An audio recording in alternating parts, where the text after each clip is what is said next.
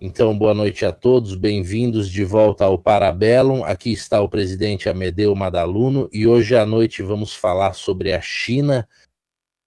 Obviamente, do nosso jeito, não será algo super detalhado. Fazemos vídeos de introdução com história, geopolítica e atualidades. São vídeos mais leves em comparação com o habitual do canal, onde entramos nos detalhes das geolocalizações, das imagens de satélite e das situações. São vídeos feitos como ponto de partida para um aprofundamento. Se alguém não sabe nada sobre a China, não sabe nada sobre a Turquia, assiste aquele vídeo. Depois, se quiser, pode assistir às 2 horas e meia que fizemos com o professor Grassi, caso queira ver exatamente mais detalhes sobre as questões da Turquia. Como você viu pelo título, que foi você quem quis, gigante introvertido. E, de fato, se olharmos tanto para a situação na Ucrânia quanto para a situação no Irã, não é que a China tenha sido particularmente vocal ou tenha se arriscado, dizendo, mandamos coisas, assim como os russos fizeram com a Venezuela, enviamos para lá e depois arriscam perder a face. Eles jogaram de forma muito passiva em relação ao que se poderia esperar. Olhando as coisas à maneira ocidental de um país com aquele poder e aquelas capacidades. Sim, mas então, caro Mirko, sim, vale sempre a pena colocar a introdução. Esses são episódios introdutórios onde enquadramos alguns temas. Normalmente, sempre aparecem comentários daqueles que ficam bravos. E eu digo, mas vocês não falaram disso, mas não falaram daquilo. Não pretendemos condensar todo o conhecimento humano em 2 horas de transmissão ao vivo no YouTube. Nós temos a pretensão, isso sim, de dar a vocês algumas chaves de leitura e ferramentas para aprofundamento, alguns estímulos e dos estudos. O ponto de partida justamente é a China, um gigante introvertido, porque a tese do meu trabalho desta noite é a profunda introversão de um país que tem dimensões continentais. Vimos os países individuais do Oriente Médio, vimos o Maghreb, vimos os Balcãs, vimos a Turquia, cobrimos um pouco de variações geográficas, a Indochina, a Índia. Vamos passar, com esta série das nossas fichas de países, para as 3 grandes potências, começando justamente pela China, então grandes potências de dimensões continentais. A China, a vemos menos extrovertida e expansiva no plano internacional, é um país relativamente silencioso, tanto se olharmos para o clima. Eles analisam antes de agir. A América, considerando o Sul, a crise do Golfo, aos nossos olhos ocidentais, é desproporcionalmente silenciosa em relação ao seu tamanho. Por que um país tão grande, tão importante, a primeira economia do mundo, em alguns indicadores, obviamente, não faz barulho? Em resumo, por que eles não agem como americanos e russos e bombardeiam um país aleatório, já que ainda não bombardearam ninguém? Veremos que, afinal, eles já fizeram suas belas guerrinhas. Esperamos que não pensem em fazer outras, mas vamos tentar entender por que todo esse silêncio. Aqui vocês veem, é assim que o ocidental pensa na China, não é? Existe uma grande tensão, um grande medo pela enorme capacidade chinesa de penetrar no mercado africano. Aqui temos um mapa do SPI de alguns anos atrás. Cortei, sem querer, as datas que ele mencionou. Como era a África, basicamente uns 30 anos atrás, entre 20 e 30 anos atrás, com apenas o Sudão, que na época ainda era um só, antes da divisão entre Sudão e Sudão do Sul. Comerciava, tinha a China como principal parceiro comercial. Veja, hoje quase todos os países africanos têm a China como principal parceiro comercial. Queria te perguntar uma coisa sobre isso. A União Soviética também acelerou sua queda justamente porque incorporou muitos países deficitários na África só para ter mais votos e mais relevância, não é?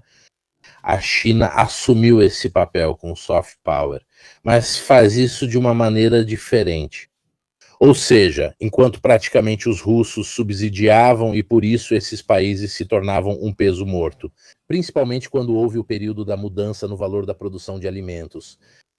A China, por outro lado, tenta avançar Eles levam seus trabalhadores e extraem diretamente, então podemos dizer que eles lucram diretamente com essa relação. Não é que eles deem subsídio direto de graça, entende? Absolutamente sim. A abordagem chinesa é uma abordagem comercial, é uma abordagem de penetração econômica e, atenção, depois vamos voltar a isso, não é uma abordagem como a soviética, de penetração também ideológica. Vamos voltar a isso, mas anotem isso e guardem. A abordagem de penetração chinesa é uma abordagem de penetração comercial e econômica, a qual depois segue a influência política. A abordagem das potências coloniais europeias, muito impopulares entre a opinião pública africana, é uma abordagem primeiramente militar. Eu te conquisto, até te extermino, e depois vem a subjugação econômica. A abordagem americana e soviética durante a Guerra Fria era de penetração tanto econômico-política e militar, quanto ideológica, principalmente comunismo ou anticomunismo. Colonialismo, anticolonialismo, colonialismo, hegemonia dos Estados Unidos. Vocês veem o que resta basicamente da presença francesa? Uma presença marcante no Gabão, na Tunísia, uma boa presença sul-africana na parte sul do continente e na categoria Outros. O que encontramos? Na Somália, basicamente a Turquia, penetração turca. Depois, a China. Nos países onde a China penetra, agora a primeira potência, o principal parceiro comercial europeu, não é mais a França, mas, acreditem, é a nossa Itália. Lá. Foca mais no outro mapa, aquele mais à esquerda. Isso, como vemos também nos europeus, a China, aquele com todas as regiões, esse aqui.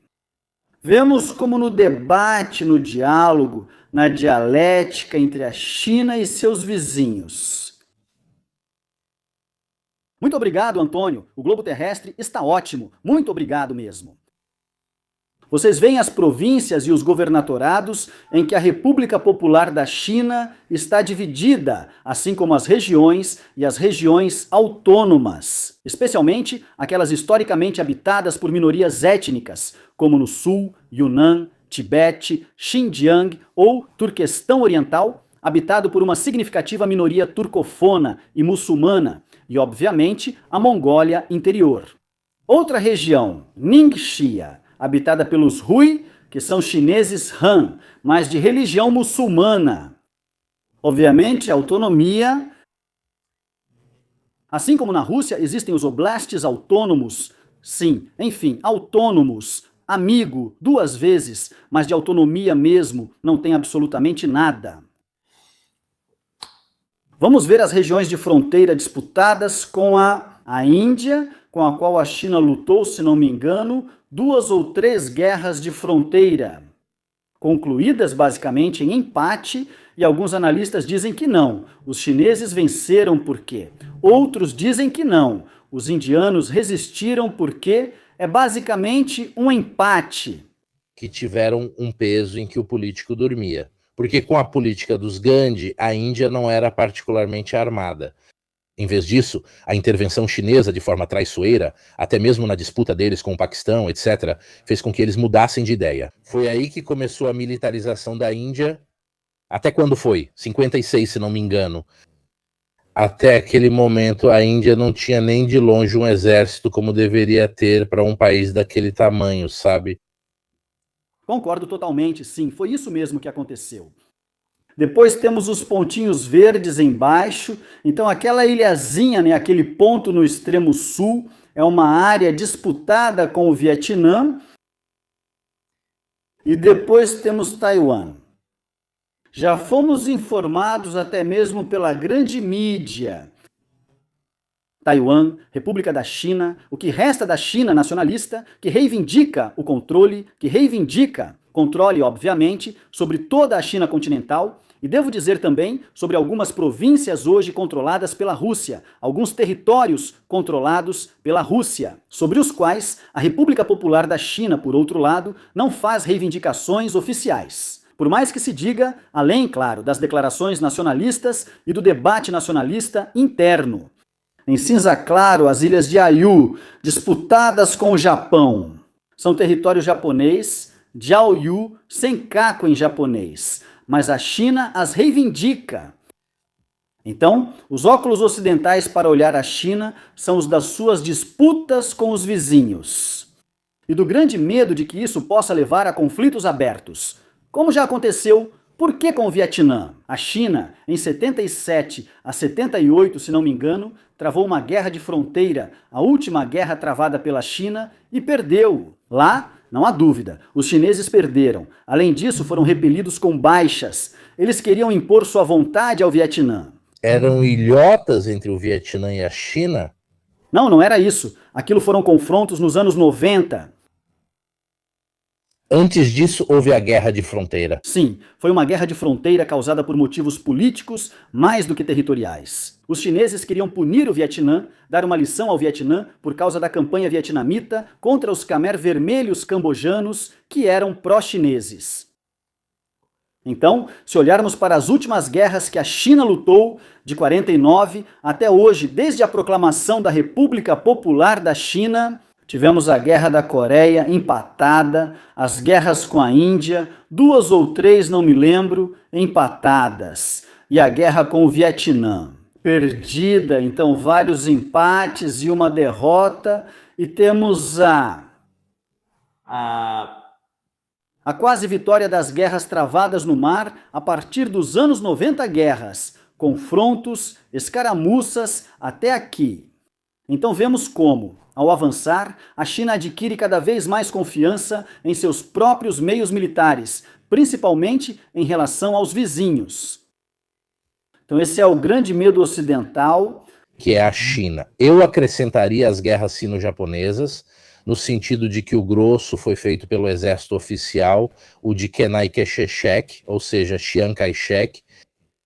Os comunistas fizeram muito pouco e depois praticamente enfrentaram os nacionalistas quando estes já estavam esgotados, porque tinham passado quase 10 anos sob ocupação japonesa. Mesmo assim, eles se vangloriaram como se realmente tivessem derrotado os japoneses. Todo o desgaste ficou por conta do exército nacionalista e o golpe final foi dado pelos russos, quando atacaram no final de 45, isso é 45, bem no meio de 45 a Manchúria. Então, o Manchukuo, aliás, que na época era... Então, eles venderam de novo aquela história de terem recuperado todo o território, mas, na verdade, o exército japonês estava desgastado e o golpe final foi dado pelos russos, praticamente. Exatamente. Precisamente. Agora, vou pedir o próximo slide. Nós esquecemos que a China também é isso aqui, o seu mapa geopolítico interno. A China é um país de dimensões continentais, que, portanto, podemos ler como todos os grandes países em círculos concêntricos. O núcleo histórico da civilização chinesa, que não é uma civilização marítima, mas sim uma civilização hidráulica, ou seja, uma das grandes civilizações que nasceram nos rios, como a mesopotâmica e a egípcia, está entre o Rio Amarelo e o Rio Azul, que vocês veem destacados aqui. As terras férteis, o cultivo do arroz no sul da China, do trigo no norte da China, uma civilização, portanto, essencialmente hidráulica e autoritária. Não preciso repetir, já falamos sobre isso, a teoria de Wittevogel sobre o despotismo oriental das civilizações hidráulicas. Esse é o núcleo da China. As grandes dinastias imperiais chinesas, que remontam a milênios antes de Cristo, a civilização chinesa, no seu conjunto, tem cerca de 4.000 anos, obviamente, completos. Estamos em 1800, antes de Cristo, se não me engano, com os primeiros registros também de escrita e de um estado central. Isso aí. Depois temos as províncias de Fujian, Guangdong, que vocês veem abaixo, a China marítima, a civilização chinesa que se expande em direção ao mar, com o primeiro imperador Qin Shi Huangdi, aquele que iniciou as obras da Grande Muralha, construiu o exército de terracota e tornou tributários alguns reinos tribais do sul do país. Depois veio a dinastia seguinte, a dinastia Han, aquela que estabeleceu relações diplomáticas com o Império Romano, cujo nome, Han, ainda dá nome ao grupo étnico chinês mais importante, os Han, os chineses, isso mesmo. E depois vieram as dinastias seguintes, que se aproximaram cada vez mais do mar, a dinastia Tang, aquela do auge do esplendor do Império Chinês, que também teve uma frota com a qual tentou lutar na Coreia, a dinastia Song, cada vez mais pressionada para o sul pelos povos turcos e depois mongóis do norte do país. E depois veio a dinastia Yuan, a dinastia propriamente mongol. Os descendentes de Gengis Khan, que começaram a dar à China, já estamos no século XIV, as fronteiras que começamos a conhecer hoje. E depois, as áreas vermelhas ao norte, a Manchúria, populações tungúzicas, que dariam origem à última dinastia. Se você assistiu ao filme O Último Imperador, extraordinário, então é isso. Dinastia de origem tungúzica, os Manchu, a Mongólia interior, de onde viriam populações turco-mongóis, hunos, depois as populações turcas e as dinastias mongóis. Portanto, populações de origem altaica, não de origem cínica,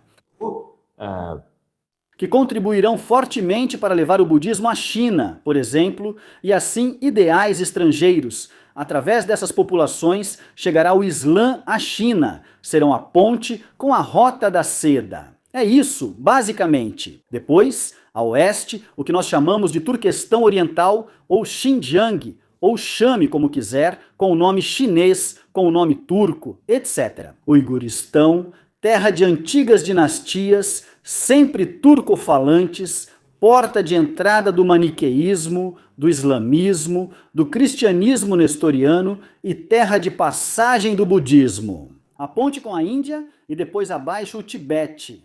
Portanto, terras não Han, que foram em vários momentos da história, tributárias de várias dinastias chinesas, e por isso a China as reivindica como suas, mas que não são culturalmente Han, não são culturalmente chinesas. Portanto, a China, em seu núcleo histórico, é uma cultura da terra, é a cultura dos dois rios, é a cultura agrícola hidráulica, do arroz e do trigo. Um pouco como todas as histórias do mundo, né? A cultura mesopotâmica e civilizações sempre nascem ao redor dos rios. Eu queria te perguntar hoje o quanto a China é homogênea do ponto de vista das etnias. Ainda existe essa diferenciação ou, tirando as regiões mais distantes, elas são mais ou menos homogêneas? Porque é um fator importante a homogeneidade, se alguém quer entrar em um confronto entre grandes países.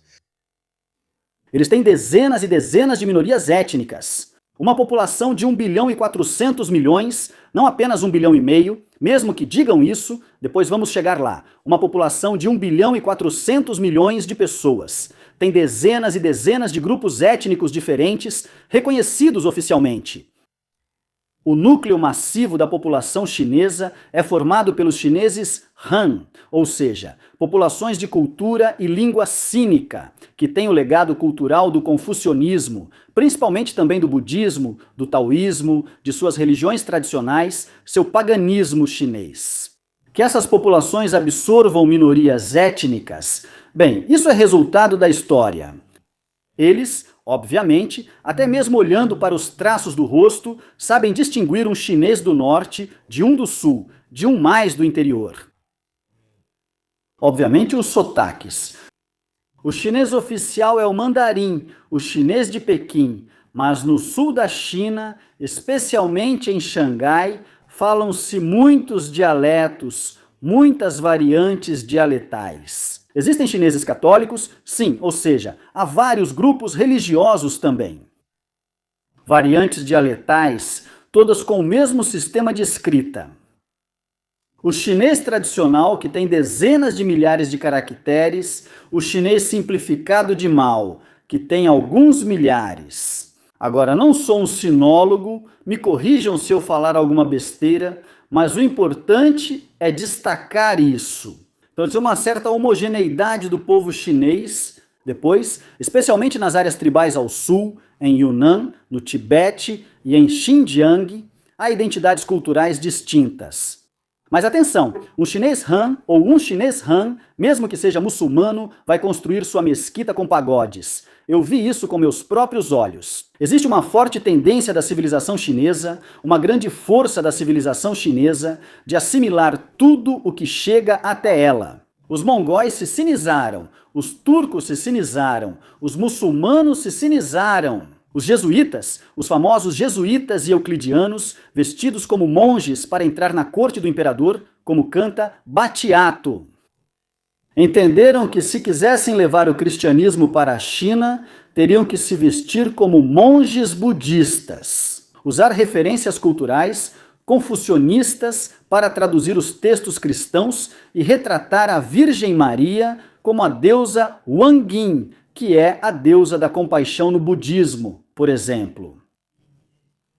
A China é uma terra de misturas, de sincretismos. A cultura de base é confucionista, que é uma filosofia de vida. Há também as diversas divindades do paganismo chinês e do taoísmo, que é outra religião.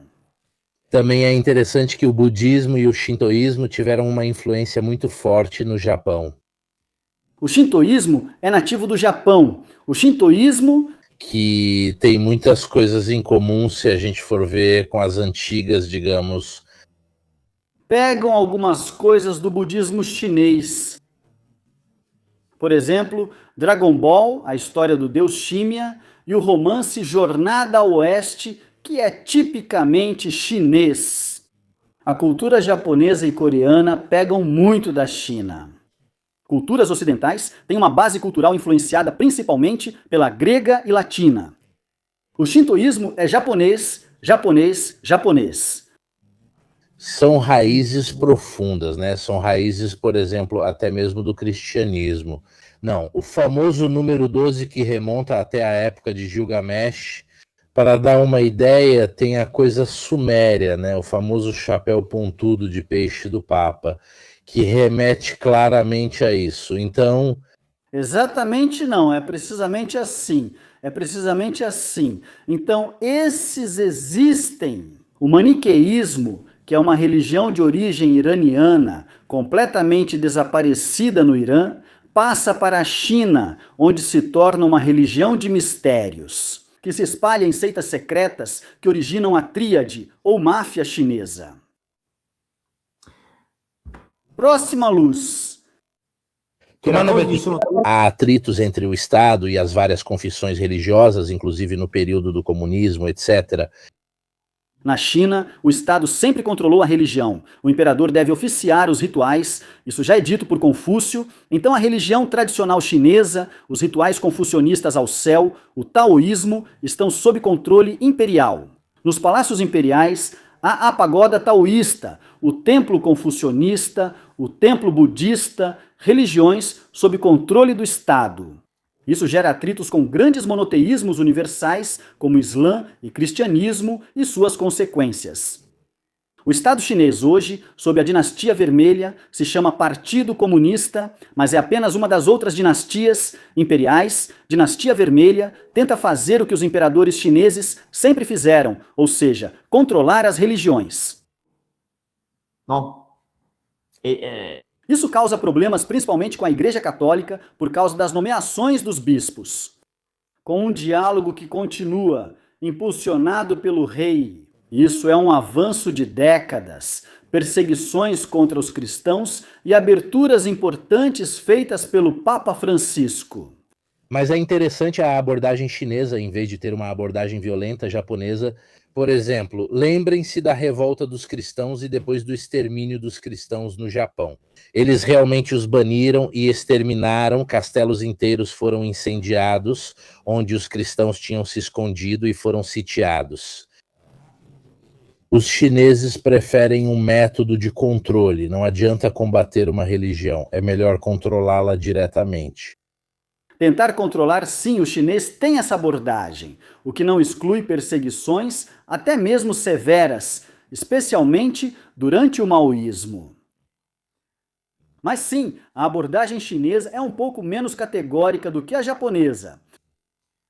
A China parece imparável, mas tem grandes fragilidades internas. Eu tenho um grande amigo com quem viajei para a China no verão passado, que via todas as cidades chinesas como super modernas, com os robozinhos que andam por aí para te entregar comida em casa, os táxis, os primeiros carros autônomos, tudo elétrico, tudo super moderno. Ele andava por aí e repetia: "Chega, eles venceram, vamos nos render." Ele estava impressionado com a modernidade da China. Os chineses não venceram, porque eles têm uma situação demográfica que você vê aqui está devastada. Em comparação, a Itália está bem. A China tem um colapso demográfico devastador, por isso investem muito em automação, em robôs. E depois, obviamente, isso. Com as ineficiências causadas por uma economia que ainda é planejada, ainda em grande parte centralizada, causando distorções na alocação de recursos, que uma economia só de mercado possui menos. Então, os governos regionais, para fazer bonito e alcançar as metas de crescimento do PIB na União Soviética, produziam enormes placas de aço que não serviam para nada. Na China, constroem cidades. Vocês viajam pela China, veem as famosas cidades fantasmas completamente vazias. Não faz muito sentido se com a demografia em queda, criar todas essas cidades aumenta o PIB, tudo bem, mas depois ficam como catedrais no deserto. Aliás, a Itália também é famosa por isso. Catedrais no deserto.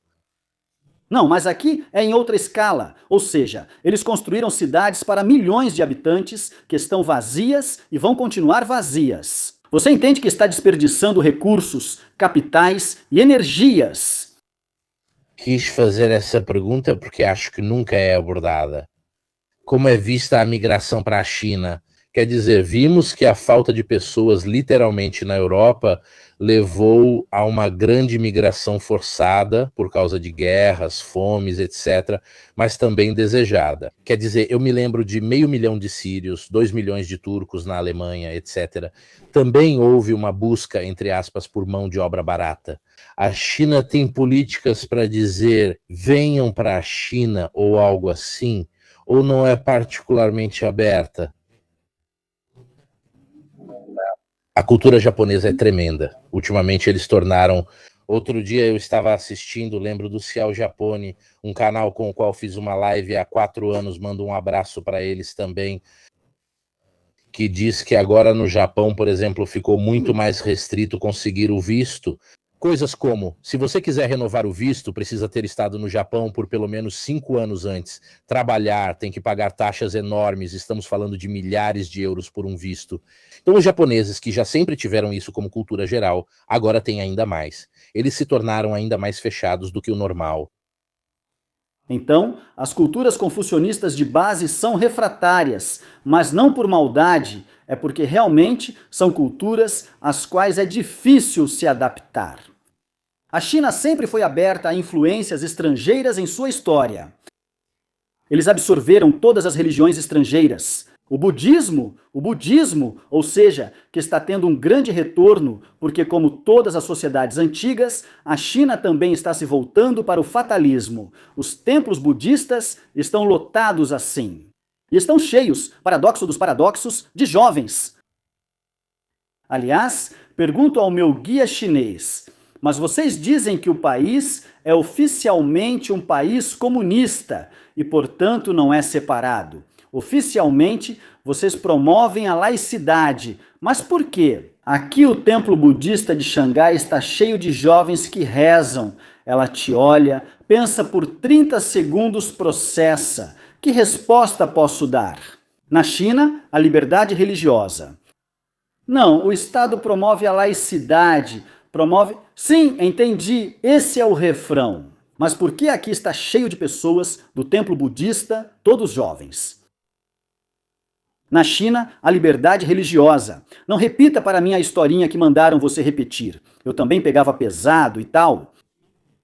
Sim, de fato, muitos jovens são budistas, voltaram ao budismo. Na quarta vez eu fazia a pergunta. Então esses são todos os sinais que uma sociedade te dá. De fato, depois me explicaram que para passar nos exames em um sistema escolar que te esmaga, como o coreano e o japonês, os jovens rezam. Por que você reza? Porque está desesperado, não consegue passar em exames dificílimos. Se não te aceitam na universidade, você está perdido ou paga propina. Porque é um problema de corrupção devastador. Vamos falar sobre isso. Então a China ela é muito aberta a outras culturas, muito curiosa. Desculpem, mas o comunismo, assim como o budismo, não é um produto chinês, né? Mas ela assiniza. Socialismo com características chinesas, desenvolvimento com características chinesas, o budismo, religião indiana com características chinesas. Então, o Japão não. O Japão absorve muita tecnologia, é muito curioso sobre o mundo, mas não quer estrangeiros. O problema, na minha opinião, é que por um lado há um forte racismo por parte das pessoas, mas por outro é difícil se adaptar à cultura chinesa, até mesmo aprender a língua. Tem um africano que vem para a Europa com 4 palavras de francês, ele já se vira. A relação com o europeu já foi mediada pelo colonialismo, pelos meios de comunicação, pela religião, talvez cristã, né? Congolês e católico, quero dizer, e fala francês. É mais fácil se adaptar a viver na Bélgica, no ex-país colonizador, né? Na China, é difícil se adaptar a uma cultura totalmente diferente. Existem vantagens e desvantagens, no sentido de não ter uma relação como a que temos controversa com a África. Com certeza você parte de uma tábula rasa menos problemática do ponto de vista das relações. Depois talvez existam barreiras linguísticas, limitações desse tipo. E de distância? Quase todos os países africanos falam francês. Então é também uma questão de distância geográfica. E depois, pessoal, vamos ser sinceros, de racismo das pessoas, que talvez não seja o racismo ruim dos europeus ou dos americanos que colocam o capuz branco na cabeça e se você é negro, te queimam, ou de nós europeus que criamos partidos estranhos para atacar os imigrantes, né? Na China, talvez isso não exista, até porque o governo não toleraria. Isso acontece nas regiões de fronteira, onde há cambojanos, tailandeses, principalmente as garotas cambojanas, que são sequestradas, são enviadas para se prostituírem pelas tríades. Então isso existe. E talvez nessas áreas aconteçam linchamentos de estrangeiros, mas depois ninguém fala sobre isso. Porque isso não é muito bem visto pelo governo, não querem passar essa imagem da China, mas acontece. Mas eu digo para vocês, você vai para a China, é europeu, as pessoas ficam chocadas, ficam curiosas, em Xangai menos, mas em Chongqing, no interior, querem tirar foto com você. Com o nariz comprido, eles nos chamam assim, porque acham que temos o nariz comprido, também tocam na sua barba. Eu tinha uma barbona, naquela época eles tocavam na sua barba. Não é racismo, é só estranhamento ao ver um estrangeiro. Você é um objeto de curiosidade, isso enquanto você é um homem. Siga o canal Il Mercato sobre o americano em inglês, que fala um chinês perfeito, que se diverte indo a restaurantes chineses na China e começa a pedir tudo em chinês. E eles ficam surpresos que ele fala um chinês excelente, eles o veem como um alienígena. Quando eu andava com meu amigo, eles nos paravam, queriam tocar na barba, queriam tirar foto, etc. E era meio que uma atração de circo, mas não havia hostilidade. Quando um negro passava por Xangai, porque havia lá a seleção americana de não sei qual esporte para não sei que campeonato. É uma coisa estranha, um alienígena. Então, pelo menos um pouco de hostilidade, ainda que não fosse aberta. O estrangeiro é um animal estranho? Pois é, isso você percebia. Obviamente, ninguém sabe uma palavra de inglês, nem no interior, nem em Xangai, cidade praticamente fundada pelos ingleses. No hotel, 5 estrelas, todo mundo com o celular e o tradutor do Google. Então, houve realmente uma virada e um recurso ao nacionalismo. Depois vou explicar melhor porque vamos chegar lá. Peço o próximo slide. As fragilidades da China. Senhores, o que está acontecendo nessas horas? Vocês não veem nada de estranho nesse mapa enquanto eu conecto o cabo de energia ao computador? Olhem aqui. Os Estados Unidos entenderam que, se quiserem atingir a China, precisam controlar o fornecimento de petróleo. As guerras no Oriente Médio, desde a invasão do Iraque em 2003, agora com o Irã e Hormuz, e também a Venezuela. Ou seja, se você quer prejudicar a China, mas precisa atacar ali, os Estados Unidos ainda têm o controle dos mares e dos estreitos. A China não tem bases ao redor do mundo para projetar poder. Agora, você é o mestre das questões militares, mas esse mapa é muito ilustrativo. 54. Acho. Enquanto você tem vantagem, você aproveita. É sim. 54% do petróleo bruto que a China importa vem do Oriente Médio. Tire suas conclusões. Tire você mesmo suas conclusões. Depois tem a Rússia acima, entendi? Mas enfim, depender dos russos para petróleo e gás, os chineses preferem diversificar. Eles têm uma visão estranha dos russos. Eles têm uma visão folclórica. Meu guia de Pequim, nosso guia de Pequim, dizia: sim, é um vizinho estranho. Nós os vemos como os bêbados que montam no urso. Para nós, eles são folclore. Havia a loja de produtos russos no centro de Pequim com a musiquinha Katiusha de fundo. Vendia vodka, vendia chocolate. Folclore, folclore. Mas no nível governamental, quando perguntei ao meu guia, mas vocês vão invadir Taiwan? Eu fazia mesmo as perguntas. Ele não se lembrava. Um dia vou receber uma ligação de uma prisão chinesa. Sem que eu perguntasse, ele respondeu: nós não somos russos. O tom era: não somos como os russos que invadem outros países. Espero que ele estivesse certo. Taiwan voltará para a pátria-mãe, mas pacificamente. Estou apenas repassando isso para vocês. Agora, próximo slide. Responde a essa, depende de onde. Em Prato, não. Em Livorno também não. Todos os bares e todas as rotisserias chinesas, não. Na minha opinião, é uma questão de hábito. Em Prato, ninguém repara em um chinês. Mas, pessoal... Mas é normal que a pessoa... Se você for para a ilha Svalbard, provavelmente será o único chinês na ilha Svalbard. Alguém olharia ao redor, não é? Então tudo é relativo. Mas isso se deve ao fato de não haver muito acesso nesse sentido. Não há uma maneira de atrair isso. Olhe para a América. Na América tem de tudo, porque eles basearam, pelo menos antes do Trump, digamos, era um país muito cosmopolita nesse sentido. Então sempre baseou sua fortuna na imigração. Mas sim, mas depois, repito, acabei de dizer que na China não vi nem ouvi falar do racismo pesado que nós europeus temos contra as populações não europeias. Quer dizer, acabei de dizer que na América, aos negros, que de um jeito ou de outro foram sequestrados e levados como escravos para a América, o pessoal da Ku Klux Klan colocava fogo neles. Quer dizer, não entendo por que essa pessoa quer problematizar tudo. Em Milão, se você é asiático ou negro, ninguém fica te encarando em uma cidade cosmopolita. Se você vai para certas áreas da minha província natal, em Bérgamo, aí sim vão te encarar feio. Pois é, mas não por você ser negro ou asiático, e sim por ser de outra região da Itália. Então vamos considerar o contexto. Aqui está. Peço o próximo slide. A cultura estratégica ocidental e a cultura estratégica chinesa. Aqui coloquei o xadrez e aqui coloquei o jogo de Go. Go é o nome japonês. O nome chinês, se não me engano, é Weiqi, que com certeza estou pronunciando muito mal. Dizer Go em japonês é mais fácil. Muitas coisas chinesas chegam até nós mediadas pela cultura japonesa. O bonsai é de origem chinesa. A roupa e o kimono são de origem chinesa.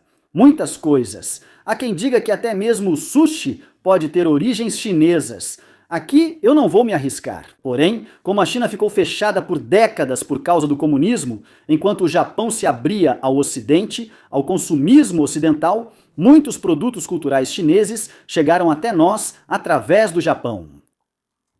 Agora, a cultura estratégica ocidental, o xadrez e o jogo de Go. Xadrez, adversários que se enfrentam de forma simétrica, um movimento de cada vez, visível, codificado para basicamente conquistar o centro do tabuleiro. É uma batalha. A cultura estratégica ocidental de Tucídides, passando por Maquiavel, pelos manuais de guerra romanos e medievais, Montecuccoli até Clausewitz. A cultura estratégica ocidental é cultura estratégica, da batalha, do momento cinético, do ápice. Se matam, não é? A cultura estratégica chinesa é Sun Tzu. O maior e mais importante é aquele que desorganiza os planos do inimigo e vence a guerra sem sequer lutar uma batalha. Entendem? É uma questão copernicana, é uma diferença copernicana. Também há uma diferença técnica. O Go, como número de combinações, é uma coisa maluca. 3 elevado a 361. E aqui chegamos. Mas também a língua. Muitas vezes se pergunta por que os chineses são tão bons em matemática. Bem, tente você mesmo. Para ler um jornal comum, você precisa conhecer pelo menos 2 ou 3 mil caracteres. Ou seja, você já está fazendo um esforço mental enorme desde pequeno. A gente se contenta com os nossos 21 caracteres para dar uma ideia. E o jogo deles é muito mais complicado, várias vezes mais complicado do que o xadrez. Sim, porque o jogo de Go não se baseia em conquistar o centro de um tabuleiro e brigar ali. Vence quem captura as peças adversárias ou dá checkmate no rei. O jogo de Go se vence impedindo o adversário de conquistar mais pontinhos, de se mover. É um estrangulamento e é mais lento, é mais demorado. Então, a estratégia chinesa também é uma estratégia indireta. A influência por meio das comunidades chinesas no exterior. O uso da inteligência. O uso das tríades, das máfias chinesas. Deng Xiaoping faz grande abertura às tríades patrióticas, certo? Não é que eu responda ao Danto porque ele diz fala das garotas dele. Gente, vocês precisam aprender como funcionam as estatísticas. Os exemplos do amigo, do meu primo, não valem. Estamos falando de quantas mentes excelentes em matemática surgem, não só por uma questão demográfica, mas também por uma questão de estímulo da sociedade. Aquela sociedade te leva, um pouco como na União Soviética, onde havia um número altíssimo de engenheiros. Por quê? Porque as sociedades soviéticas tentavam promover principalmente estudos técnicos. Para você ter uma ideia, na Romênia a filosofia era abolida, só para te dar um exemplo. É óbvio que assim surgiam muito mais engenheiros e, formando muito mais engenheiros, acabava surgindo uma porcentagem maior de engenheiros de altíssimo nível, como se todos tivéssemos que ser engenheiros, né? Assim, é claro que aumentam as chances de ter alguém mais qualificado. O mesmo ocorre no Japão. Também no Japão eles têm, de qualquer forma, uma certa predisposição para o estudo devido a um regime extremamente rigoroso, que força todo mundo e, inevitavelmente, os destaques que surgem acabam sendo mais numerosos. É o próprio sistema que é extremamente voltado para gerar pessoas competentes, porque elas são estimuladas desde o início. Se alguém é bom naquele sistema, evolui. Entre nós, talvez faça o DAMS. Pode ser um grande matemático, mas faz o DAMS. Ajusta um pouco o foco, o slide, assim dá para ver os livros. Aqui Clausewitz, da guerra, Sun Tzu, a arte da guerra. Obviamente eu simplifiquei, pessoal. Não fiquem bravos. Precisamos isso. Agora, próximo slide. Estamos entrando no raciocínio. Aqui eu me pergunto, as comparações feitas com base nos dados, por alto, quantos submarinos a China tem, quantos submarinos a América tem, quantos navios no total a China tem, quantos a América, quantas fragatas? Porque a gente vê que os chineses têm uma quantidade enorme de navios e depois toda a guarda costeira e os barcos de pesca que podem ser requisitados ou usados para fins de guerra. Os chineses têm zilhões de trilhões de navios. E então, como dizia Henrico, vamos nos render, eles venceram. Não basta. Os chineses, a última batalha naval que eles lutaram foi no final do século XIX, contra os japoneses, e eles perderam. Depois disso, operações navais complexas não foram mais feitas. O confronto de fronteira dos anos 90 com o Vietnã, esse sim eles conseguiram vencer, como dissemos. Os americanos nasceram como uma potência naval. Eles são uma potência naval há mais de um século. A primeira operação anfíbia dos americanos, realizada pelos fuzileiros navais, ocorreu no século XIX contra piratas da Barbária do norte da África. Os americanos realmente fazem isso há séculos. Eles aprenderam a lição. Qual era o maior perigo em relação à guerra de independência americana? Era o bloqueio naval inglês. Eles entenderam imediatamente que você precisa ter sua própria marinha. Na verdade, os primeiros navios que lançaram, como a Constitution, só para dar uma ideia, ou a Trincomalee e assim por diante, já eram planejados. Com o fato de que nós não somos capazes de produzir tanto quanto os ingleses, então as nossas fragatas, já que eles têm o carvalho da Virgínia, uma madeira particularmente dura, eles precisam ser capazes de enfrentar mais navios ao mesmo tempo. Eles entenderam imediatamente qual era o fator determinante do poder inglês. Veja, mesmo neste gráfico que é um pouco antigo, embaixo está escrito a tonelagem, 1,8 milhão. Agora talvez seja 2,2, 2,3 até 2 milhões e meio. Porque, na verdade, eles têm muitos navios, mas se compararmos o poder de fogo de um destroyer americano com o de um destroyer chinês, na verdade você percebe que os destroyers chineses têm 1/3 da capacidade de fogo de um navio americano. Também é meio antiga, talvez tenha uns 20 ou 30 anos, só para dar uma ideia, então não se deve olhar apenas o número por classe, mas também que tipo de armamentos você tem a bordo. Por exemplo, eu nunca considerei que um destroyer russo vale o mesmo que um destroyer americano, ou que um cruzador russo vale o mesmo que um cruzador americano. Por quê? Porque os russos enchiam seus navios até não caber mais. A Moskva, ou o Kirov, se preferirem, tinha um potencial de fogo quase o dobro de um equivalente americano, porque a estratégia russa era, já que vão afundar nossa frota mesmo, então em um confronto a gente dispara tudo o que tem e tenta causar o máximo de danos possível.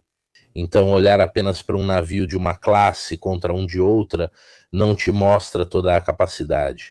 E estou simplificando, tirando as tecnologias, a comunicação, que níveis eles têm para se comunicar, se coordenar, etc, etc. A maior parte do que os chineses têm ainda, embora estejam melhorando do ponto de vista da produção nacional, e vão assistir à live que fizemos com Lanzara Ibusi sobre o desfile chinês. Reparem, no último desfile chinês não havia veículos de origem soviética, era tudo material autóctone, tudo feito em casa, enquanto na Marinha eles ainda têm muitos derivados. Para você ter uma ideia, um dos 3 porta-aviões ainda é um velho porta-aviões que foi feito na Ucrânia. E mesmo assim, o que os chineses ainda compram dos russos? Motores para aviões, muito frequentemente. Porque nisso, nem sempre, mas nisso, os russos ainda são melhores que os chineses. E acho que essa é a última coisa que resta como vantagem para os russos. Vantagem que eventualmente vai acabar. Peço o próximo slide. Reformas, investimentos, modernização e depois falamos também sobre a corrupção. Como vocês podem ver, a China e as Forças Armadas chinesas mudaram. Desde a proclamação da República Popular em 49, o Exército Popular de Libertação, que não é um órgão da República Popular da China, mas sim um órgão do Partido Comunista Chinês que o controla através da Comissão Militar Central. Ou seja, a República Popular da China não tem um exército. É o Partido Comunista Chinês que tem um exército. Assim, controle político rigoroso sobre as Forças Armadas, como em todos os países comunistas. Então era centrada nas tropas terrestres. O Estado-Maior do Exército Popular de Libertação controlava diretamente o exército. Era o Estado-Maior do Exército. Depois havia a Marinha e a Aeronáutica, que tinham um Estado-Maior próprio. A primazia era do Exército. Eles eram muito atrasados, não havia um conceito de operações conjuntas. Marinha e Força Aérea eram apenas uma ramificação das tropas terrestres. A doutrina chinesa evoluiu ao longo das décadas. quando, nos anos 90, eles começaram a introduzir um conceito de operações conjuntas. Percebendo o que os americanos fizeram com a Guerra do Golfo no Iraque, levando em conta a Guerra do Golfo no início dos anos 90, então, ali a doutrina chinesa evolui, estudando os americanos. Eles são muito bons em estudar o que os outros fazem. Houve uma grande evolução. Esta era a estrutura antiga, só para dar uma ideia, caso alguém queira algo extremamente detalhado, que retomava muito, esta é a estrutura para dar uma ideia na época de Stalin. Coloquei para vocês todos os equivalentes, isso estava nas lives das purgas, para ver como praticamente grande parte da estrutura do Stavka soviético foi adotada pelo exército chinês. Pelo menos até os últimos 5 anos. Eles estão mudando muito, por exemplo, no seu slide, dava para ver os novos comandos, né? A estrutura de comando feita por regiões, etc. Lembra um pouco as estruturas de comando ao estilo americano. Então eles estão mudando do ponto de vista operacional. Lá ainda permanece a parte política, porque a administração política, que era do Exército Vermelho, ainda existe, ou seja, a política na Comissão de Assuntos Legais, Comitê Central, e eles ainda têm a parte do Politburo. Como vocês podem ver, isso permaneceu completamente. Politburó, Comitê Permanente, aliás, que controlam todos os ramos do Exército. Aliás, eles também fazem as avaliações do ponto de vista de quem deve passar e quem não. As avaliações, porque não se é avaliado apenas no âmbito operacional, tático, estratégico, mas também do ponto de vista político. Então é interessante ver que eles estão evoluindo. A minha teoria na live das purgas era que essa modernização das Forças Armadas entra em choque com, na verdade, os ditames políticos. Se você quer ter um exército eficiente, como está se tornando o chinês, e realizar operações conjuntas, precisa ter um grau de independência operacional, estratégica e tática muito mais elevado do que, na minha opinião, o partido está disposto a conceder. Houve vários episódios na história em que, no final, não digo rebeliões, houve até tentativas de golpe de Estado, mas sempre que o exército tentou levantar a cabeça, o partido o colocou de volta em seu lugar. Neste momento, o exército chinês quase não tem generais com experiência de guerra. Vamos chegar lá, vamos chegar lá, vamos chegar lá. Então a doutrina chinesa, como vimos, está evoluindo para uma lógica cada vez mais conjunta, cada vez mais tecnológica. Agora, se não me engano, justamente a Comissão Militar Central coordena um Estado-Maior para diferentes forças armadas, que, no entanto, estão centrados em 5 comandos de teatro, interforças, com o que era o 2º Corpo de Artilharia, que se tornou um comando funcional autônomo. A Força de Mísseis Estratégicos, que é aquela que possui os mísseis balísticos intercontinentais com ogivas nucleares. Essa lógica agora é basicamente a lógica de interforças, de natureza ocidental. No slide seguinte, porém, há um grande problema. Por um lado, de corrupção nas Forças Armadas, como em todas as estruturas do governo chinês. É um país que tem um problema de corrupção realmente insano, e o cidadão chinês sabe disso, aceita isso. Por que o governo tolera a corrupção? Porque depois a usa como ferramenta para fazer uma limpeza.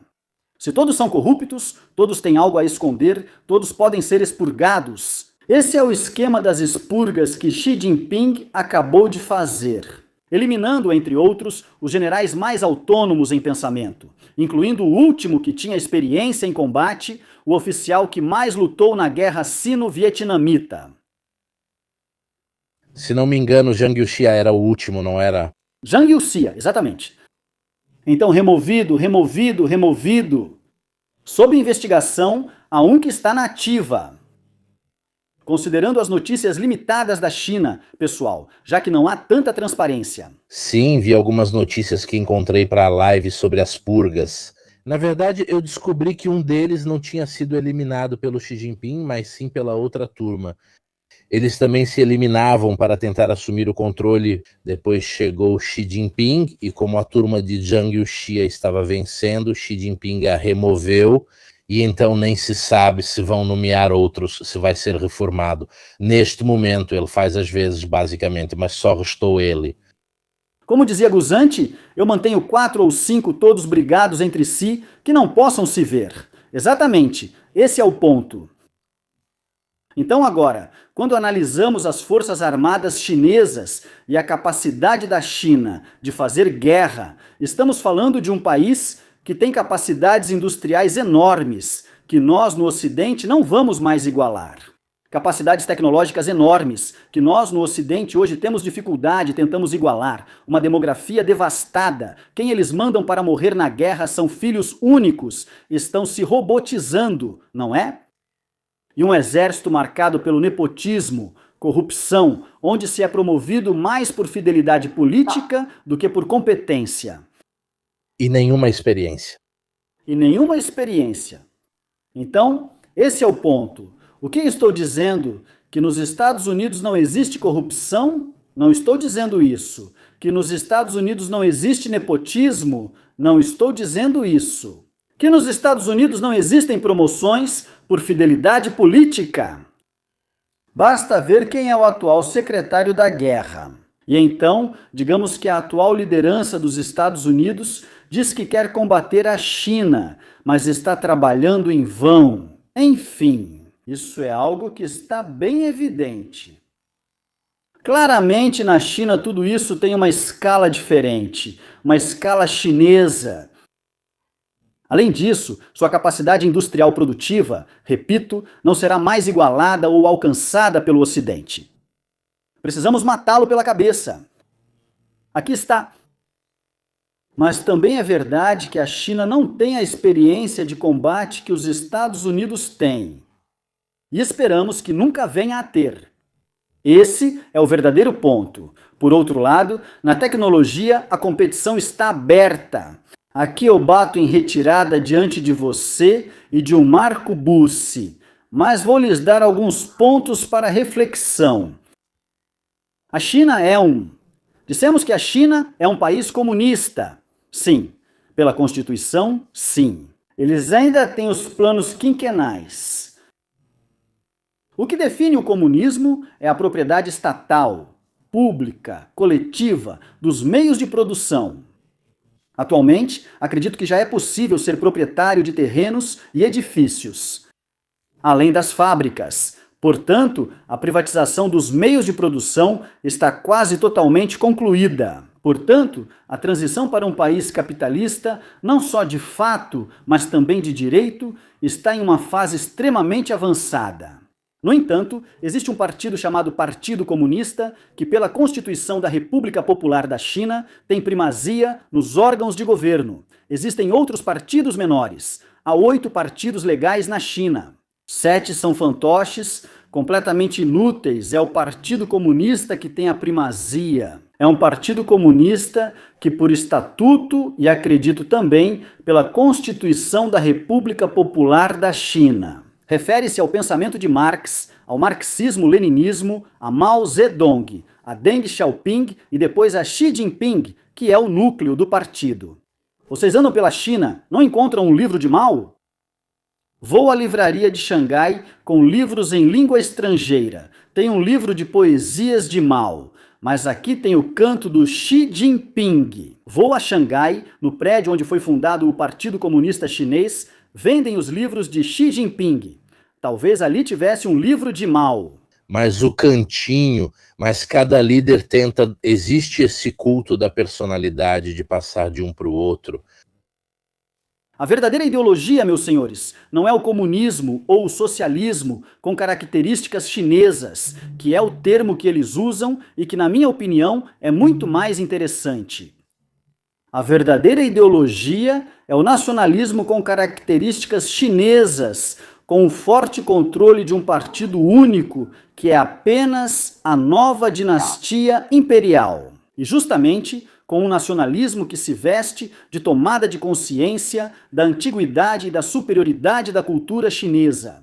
Vou dar alguns exemplos de ideólogos. Wang Hunin, que é o verdadeiro intelectual de destaque e referência de Xi Jinping e do Partido Comunista Chinês. Wei Wei e Yang Suetong, que são 3 grandes ideólogos do novo nacionalismo chinês. Alguns são mais nostálgicos de Mao, como Yang Suetong, outros têm uma abordagem mais moderna, como Wang Hunin, mas todos são teóricos nacionalistas. O que resta de Mao? Bem, o Retrato na Praça Vermelha, você não encontra um livro.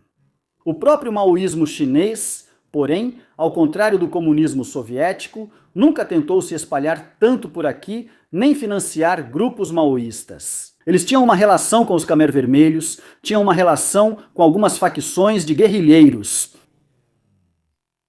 africanos, mas principalmente eram partidos no exterior que se referiam a Mao, se declaravam maoístas, como os naxalitas indianos, como os maoístas do Nepal, como o Sendero Luminoso no Peru. Se não me engano, a China não tentava apoiá-los, fazia o que fazia. A URSS, que financiava, apoiava, às vezes até militarmente, toda uma pletora de partidos comunistas ao redor do mundo. O que resta de Mao na China? Pouco culto à personalidade, devoção. No nível do partido, porém, na prática, na verdade, muito pouco. Tem mais Xi Jinping na China de hoje do que Mao. Veja, esse é um ponto mais confucionista do que comunista. Então, Incógnita é a solução para os seus e para os meus problemas. Então, meus senhores, agradeço, honestamente. Recebo muito mais aborrecimentos, sei que muitos que me seguem usam, já que Incógnita renovou também para os próximos meses. Aí está de novo o presidente Mortadela, linha, bravo Davi, entendeu a referência imediatamente, a referência... Aqui estamos. Pronto, desculpem a interrupção. No próximo slide, vamos para as recomendações de leitura. Isso é para dizer que tudo o que eu contei para vocês esta noite não são delírios de um louco. Não porque eu seja louco, mas porque não são delírios. Existe uma ampla bibliografia. Então, Nicola Cristadoro já foi convidado deste canal, é um especialista em inteligência e escreveu este ótimo livro sobre a estratégia indireta chinesa. Como é aplicada a jogada do dragão? Recomendo fortemente que vocês leiam. Portanto, este não é um texto indiscutível. Enfim, muito, muito eficaz. E as questões militares, então? Simone Dossi é talvez o maior especialista em estratégia chinesa que existe na Itália? Pela editora Il Mulino, saiu recentemente A Muralha de Aço, que analisa as doutrinas chinesas. Então, Simone Dossi, a cada 2 ou 3 anos, quer um livro de análise sobre as doutrinas chinesas. Ele lê os documentos, atualiza o site chinês, então leiam os livros deles. É preciso dizer que os chineses não publicam suas doutrinas. De fato, no livro ele explica com elas. Depois, especular e tentar chegar lá é o que eles fazem como os americanos.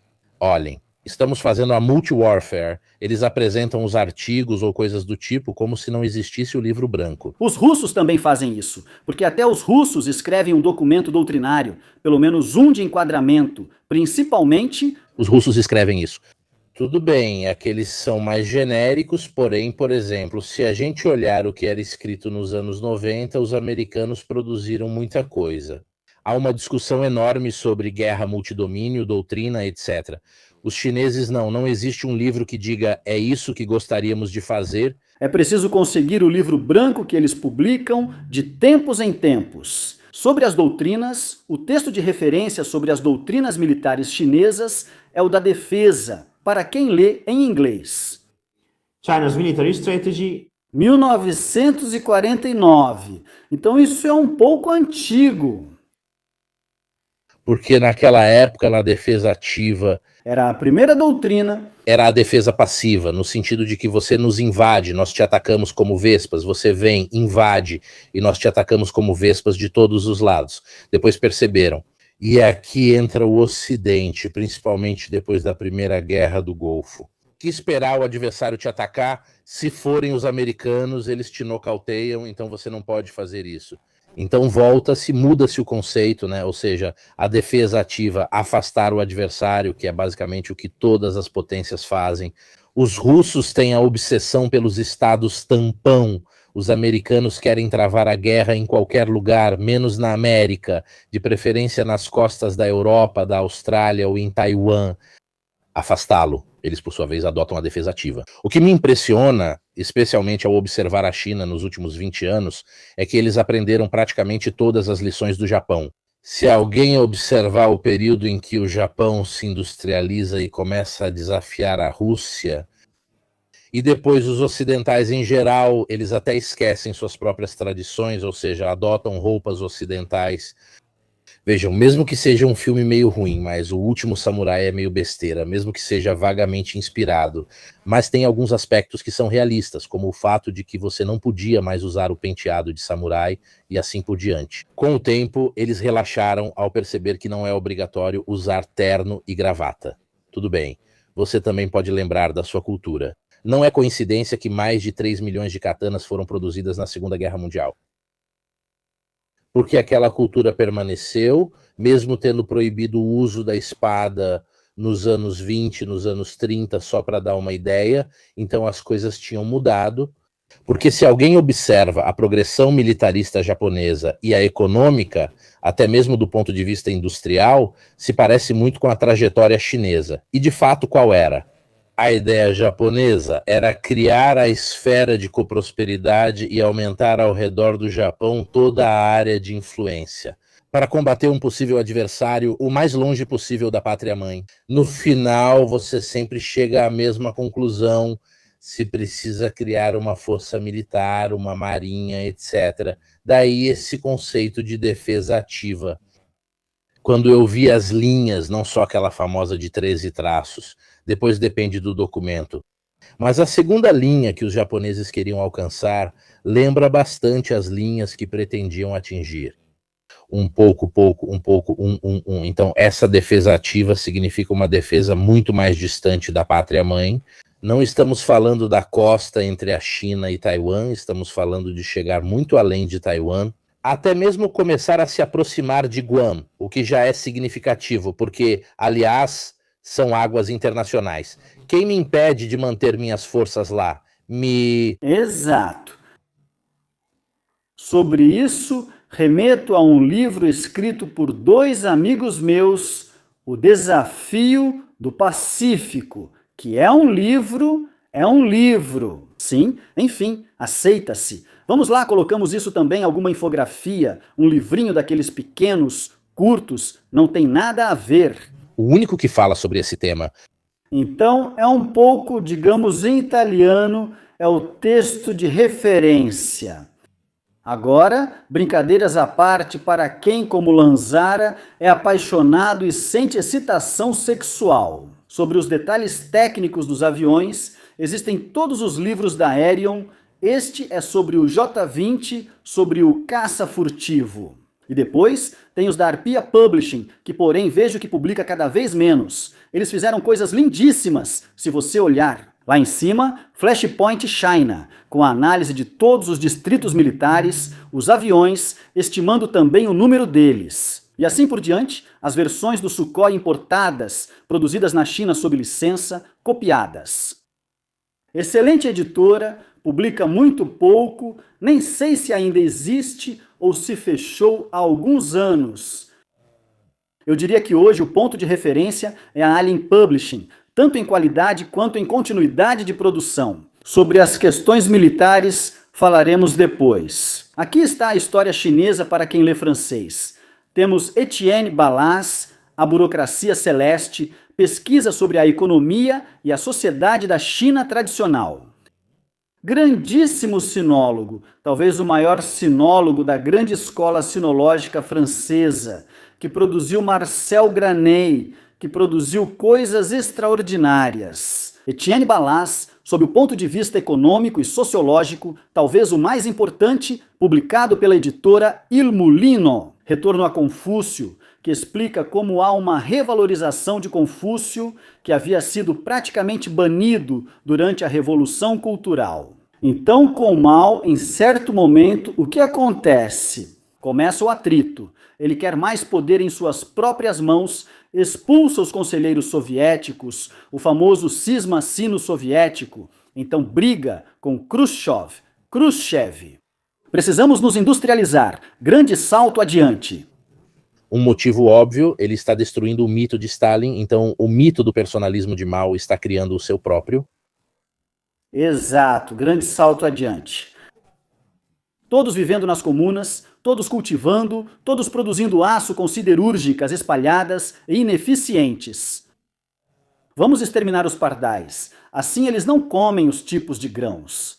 O resultado não sei bem, os milhões de mortos nós não conseguimos contar. Estima-se em 40 a 60, sim.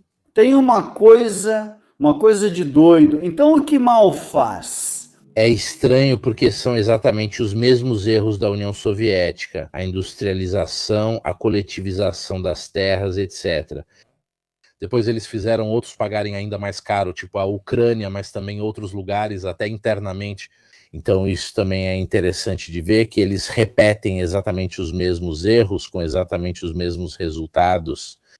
Com os conselheiros de Khrushchev dizendo para ele, não faça assim, nós já passamos por isso, mas ele manda eles embora. Então o que ele faz? Mao faz autocrítica e lança a revolução cultural, basicamente pega os jovens do partido e expurga os mais velhos que o criticavam e consolida seu poder, com as guardas vermelhas. A China mergulha em um caos praticamente de guerra civil, do qual só vai sair com a morte de Mao.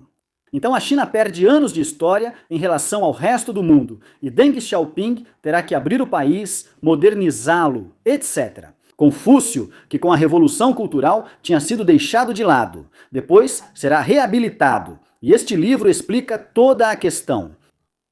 Depois, então, sobre o enquadramento, sobre a história chinesa antiga, eu sempre acho imbatíveis os livros de Jean Sellier, Atlas dos Povos da Ásia. É um resumo, dá uma belíssima síntese, é rigoroso, é preciso. Livro imbatível. 2 reflexões sobre a China contemporânea, 2 livros iluminadores sob o olhar da China, sobre os Estados Unidos. Portanto, a perspectiva americana sobre a relação de amor e ódio que existe entre China e Estados Unidos.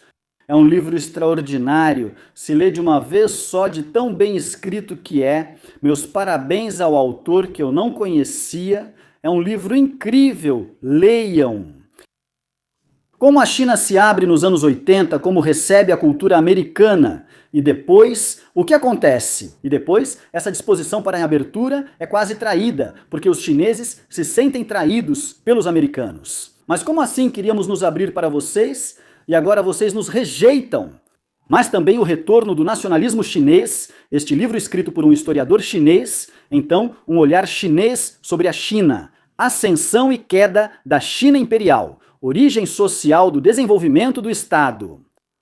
A tese deste livro é esclarecedora. A história da China é praticamente frades ricos, convento pobre, frades pobres, convento rico.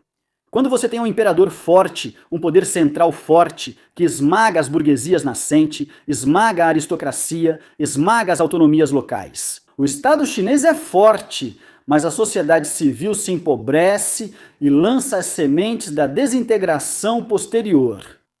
É uma crítica a Xi Jinping e um elogio a Deng Xiaoping. Abra mão de um pouco do poder central. Faça florescer uma burguesia, uma aristocracia, uma classe mercantil. Faça o comércio e a sociedade civil crescerem, certo? E, no entanto, na China existe o mito do governo forte. Porque a ideia de Xi Jinping é: nós fizemos grandes coisas quando tivemos Qin Shi Huang. Qin Shi Huang, que expulsou os mongóis e os hunos, mandou construir a Grande Muralha, os imperadores Ming, que expulsaram os mongóis, Mao, que expulsou os japoneses. Então, a expulsão dos invasores estrangeiros é feita por um rei forte, um imperador forte. É disso que a China precisa. Não que nos falte o mito do homem forte na Europa. Parabéns, muito obrigado. A China dominará o século XXI, mas será contida por suas fragilidades internas. Se eu soubesse, poderia te contar, mas depois teria que te matar. Não sei, é uma pergunta muito difícil, não faço a menor ideia. Talvez as duas coisas nem se excluam. Talvez a China seja o país mais importante do século XXI, mas não será um domínio absoluto e esmagador como o dos Estados Unidos, porque suas fraquezas internas vão impedir isso. Quem sabe, talvez as duas coisas nem se excluam. Bem, quero arriscar. Se a China não cometer o erro de entrar em guerra, provavelmente será a principal civilização do planeta se não cometer esse erro. Isso aí. Porque, afinal, ela tem tudo o que precisa para ter o poder, sem necessariamente precisar usá-lo.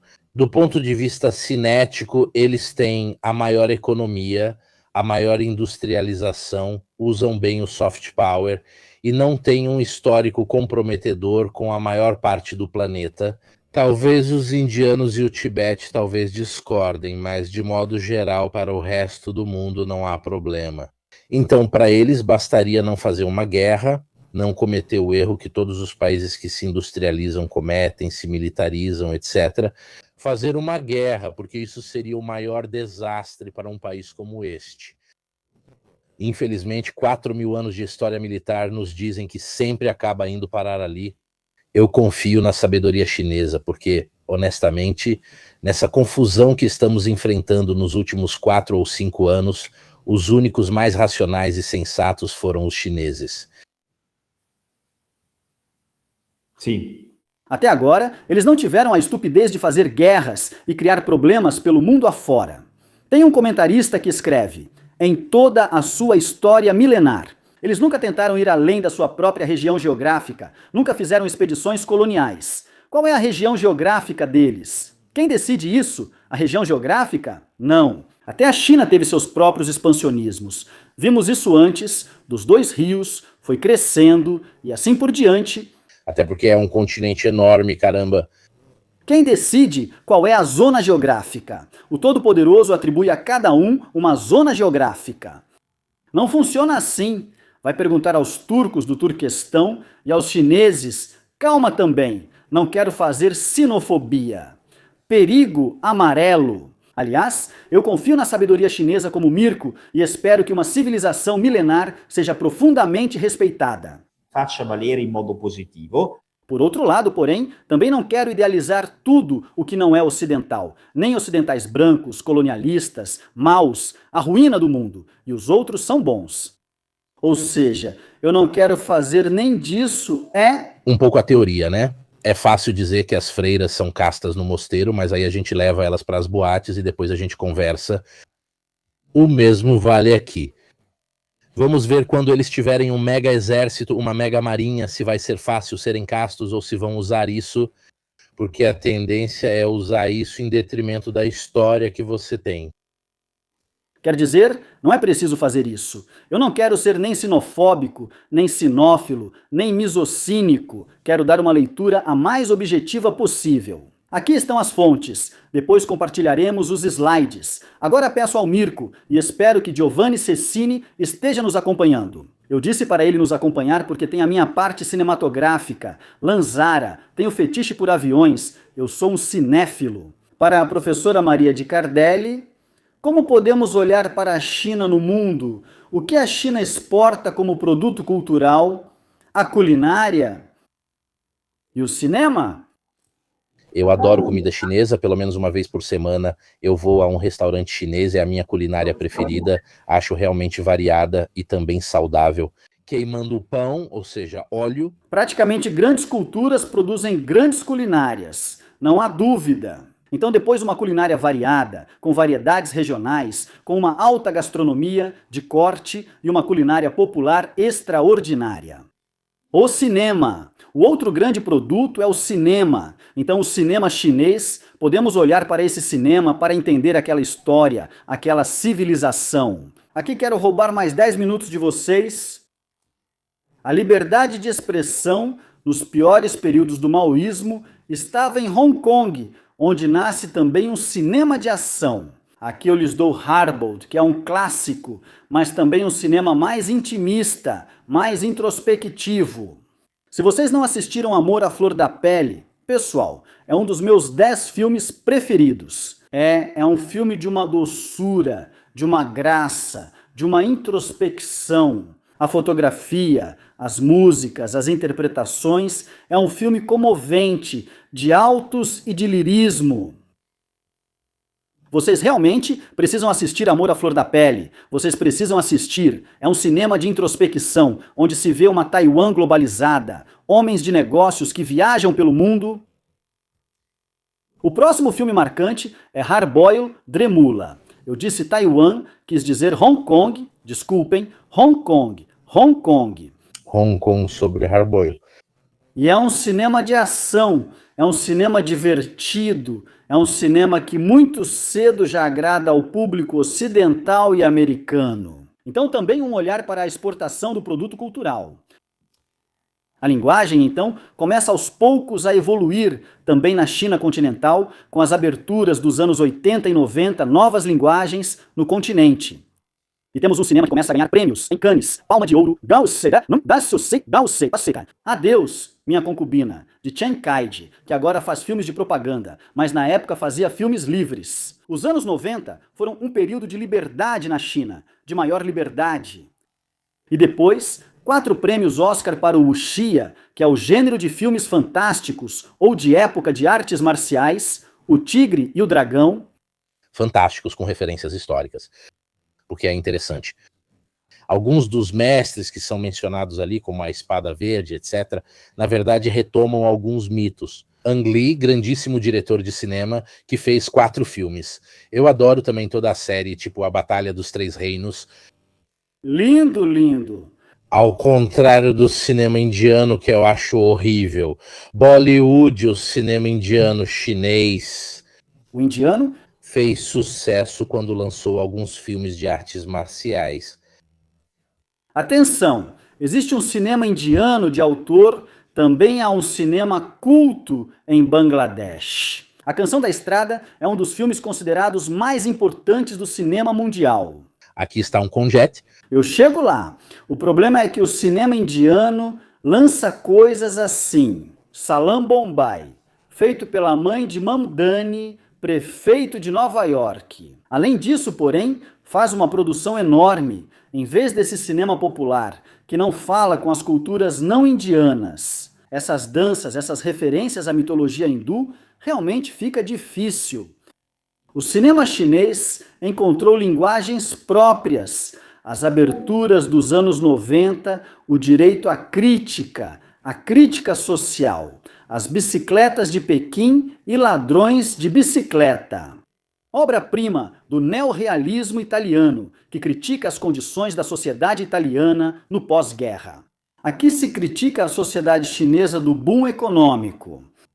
Esses diretores têm a coragem de criticar até mesmo o sucesso da China. Hoje, isso é impensável. Bicicletas de Pequim é outro filme que eu acho comovente. A mulher do rio sujou River. É muito difícil de encontrar, tive que assistir a versão restaurada em um cinema em Milão. Foi um trabalho enorme para conseguir achar por aí. Mas esse filme também aqui tem um lirismo, uma capacidade de contar o cinema, sem exageros por parte do diretor. O cinema chinês é um cinema de enquadramentos essenciais, muito limpos, é um cinema de fotografia, é um cinema que deixa muito espaço para as interpretações dos atores. Destacam-se os estilos de alguns diretores, como os dos filmes épicos, como Zhang Yimou. E agora vamos chegar lá. Porque depois tem o filme de propaganda Hero, o épico, Zhang Yimou, que por outro lado é um diretor exuberante, é um diretor que deixa sua marca no que faz grande uso das cores, grandes enquadramentos. O governo empresta soldados para fazer figuração. Como Stalin fazia com Eisenstein, ele é chamado de Eisenstein chinês. Foi o diretor dos espetáculos das Olimpíadas de Pequim de 2006. Então este é um filme incrível, divertidíssimo, grandioso, poderoso, enorme, colossal. Batalhas enormes, obviamente, as artes marciais sempre exageradas, o clã das adagas voadoras. Exato, a época de Zhang Yimou. Exatamente, mas Hero é um filme de propaganda. Celebra-se o Estado, um grande estado, um grande reino das grandes leis. Então, Quindi propaganda de grande valor, com referência também à humilhação chinesa. exatamente, propaganda cafona. Aqui está a Batalha do Lago Changjin. Para mim, não dá para assistir a um filme sobre a Guerra da Coreia esperando precisão histórica. O Mickey Mouse na Guerra da Crimeia e da Coreia. Fala sobre japoneses, com chineses matando japoneses ao estilo Rambo, mas tipo o Rambo do Hot Shots. Sim, exatamente essas coisas. Um chinês que mata 700 japoneses, sendo que sabemos como foi de verdade. Se posso falar de propaganda, olha, hoje em dia se faz propaganda de verdade. Porcona.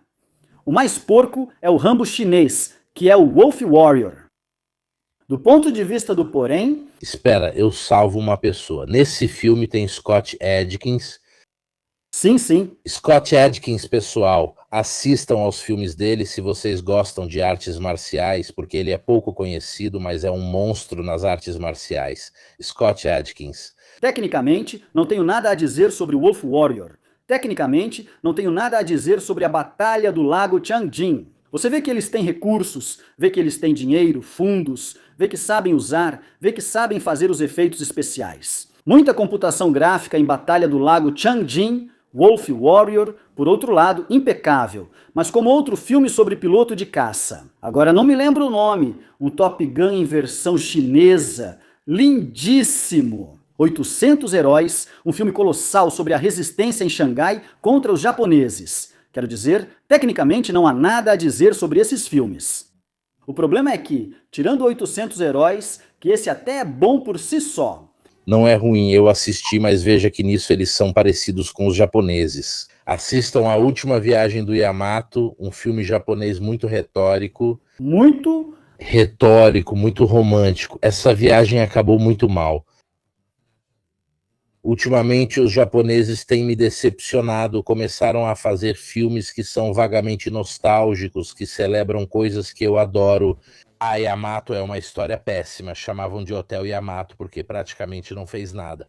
E ultimamente notei que os japoneses refizeram 2 vezes os filmes da Yamato, porque um saiu há alguns anos. Os Homens da Yamato, Os Homens da Yamato, Os Homens da Yamato, onde se celebra o sacrifício do não. Então, retórica demais. Veja também a decadência do gosto, ou seja, você não sabe se o público chinês pede produtos nacionalistas. Eu não acho que seja necessariamente assim. Acho que é o governo que os impõe a eles. E o nível artístico cai. Sim, por quê? É preciso dizer. Jet Li Hero, mas se você for ver A Floresta dos Punhais, só do ponto de vista estético já é lindíssimo. E de qualquer forma também tinha conceitos profundos. Eu era garoto quando vi essas coisas. Já fazem muitos anos e eu me lembro. A qualidade do chá é irrelevante quando você está de bom humor. Sim. Sim. Então acredito que o cinema chinês, assim como sua grande cultura, produz uma grande culinária e um grande cinema. A evolução do cinema chinês nos diz muito sobre a história, inclusive cultural, do país nas últimas décadas. O cinema de crítica, um cinema introspectivo, um cinema de qualidade, um cinema para exportação, um cinema de propaganda mais voltado para o público interno. Vamos comparar com o cinema indiano, com produtos de extrema cultura, de grande realismo. Quando digo Índia, quero dizer todo o subcontinente. Lamento no Caminho, um filme bengalês, Salam Bombay, mas muitos outros produtos do cinema indiano, um cinema culto. E depois, você tem essa massa de filmes em línguas locais, em tâmil, etc. É a maior indústria cinematográfica do mundo, mas que faz coisas basicamente inviáveis fora do subcontinente, no máximo em algum mercado africano. Aqui tem histórias românticas, novelas. É realmente difícil. O cinema chinês tem um bom nível médio, tem bom apelo para exportação. Mas O que vocês querem é muito impactado pela política e por essa guinada nacionalista dos últimos anos. o que não era nos anos 2000 até os anos 90, aliás, menção honrosa final para quem quer dar uma boa risada, Shaolin, Sock. Ah, tudo bem, uma coisa trash. Uma coisa trash. Mas eles também depois se jogaram no cinema de comédia, que já existia, aliás. Porque se você for ver, Jackie Chan fazia filmes bastante divertidos, tão divertidos que depois ele foi levado para Hollywood. Mas os primeiros filmes de Jackie Chan foram todos feitos na China. Todo o filão dos filmes de Bruce Lee e das artes marciais que surge daí, Hong Kong. A porta da China para o Ocidente e do Ocidente para a China foi Hong Kong. Por décadas teve... Olha o que me lembraram, Mestre Invencível. Não o conheço. Assiste, é no estilo do bêbado. Uma coisa fantástica, Drunken Master, assiste porque é realmente bom. Vou anotar A Grande Muralha com Damon, acho que é uma abominação.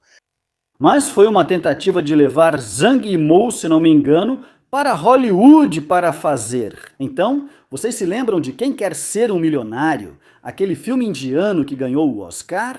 Um dramalhão de fazer chorar, uma lágrima que arranca histórias, uma história de arrancar lágrimas. A ideia era juntar Hollywood com Bollywood, né? Pegamos uma história com final feliz, de arrancar lágrimas que os americanos gostam, colocamos as danças indianas, colocamos atores indianos que falam inglês, criamos uma ponte, também comercial, entre os dois mundos e fazemos eles ganharem o Oscar. Lembrem-se que quem ganha o Oscar é decidido pelas grandes produtoras por motivos comerciais. Então, é uma polêmica cinematográfica, mas quero dizer, ficou como uma ferida. Ele lançou Patel como ator, que agora é protagonista, produtor, fez um filme, Monkey Man, até artes marciais, ação indiana. Mas olhando para o mercado ocidental, então Patel como ator tenta fazer um pouco o papel de ponte entre a indústria indiana e a indústria ocidental, com resultados variados. Ele não é ruim, eu não gosto muito dele, acho que ele é bom, expressivo, tem aquela cara de cachorro abandonado, não importa o que ele interprete. Vocês entenderam que eu não sou um fã. O cinema chinês, na minha opinião, atingiu picos de absoluto lirismo. Tanto na propaganda bem feita de Hero, quanto em Suzhou River ou In the Mood for Love, que eu considero obras-primas do cinema mundial. Não do cinema chinês, porque na minha opinião, o cinema é uma linguagem realmente universal e quando produz obras-primas, produz obras-primas. Porque 8,5 de Fellini é uma obra-prima em qualquer cultura a que pertença, ou O Iluminado, de Kubrick, é uma obra-prima absoluta, uma lição de cinema para qualquer cultura a que pertença. O cinema chinês já alcançou esses patamares várias vezes. Senhores, eu diria que já falamos tudo, pelo menos nessa pequena introdução sobre o mundo chinês na atualidade. E como vemos, a China tem observado ultimamente espionando os B2Spirit. Eles estão tentando usar técnicas OSINT de agregação de dados para acompanhar certos acontecimentos, mas não costumam se pronunciar muito sobre os acontecimentos do mundo. Nós nos veremos durante a semana, provavelmente para uma atualização. Ucrânia. A menos que Trump acorde de mau humor amanhã de manhã e invente alguma coisa, vamos ver o que faremos. Outra live sobre inteligência artificial, desta vez aplicada justamente à agregação de dados para pesquisas OSINT e assim por diante. Estamos preparando uma live sobre o México, combate mesmo e tal, porque lá as conexões entre China, fentanil e América, enfim, são muitas. Então, agradeço muito ao presidente que até mesmo no domingo se dispõe para essas coisas. Obrigado a todos vocês, bom domingo e boa noite. Tchau, pessoal, boa noite a todos.